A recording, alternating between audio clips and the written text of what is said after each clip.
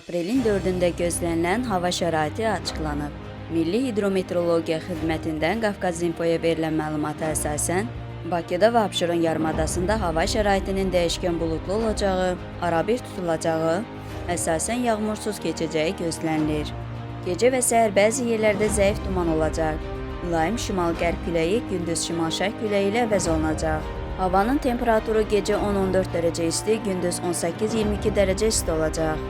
Atmosfer təzyiqi 759 mm civə sütunundan 763 mm civə sütununa yüksələcək. Nisbi rütubət gecə 70-80%, gündüz 50-55% proqnozlaşdırılır.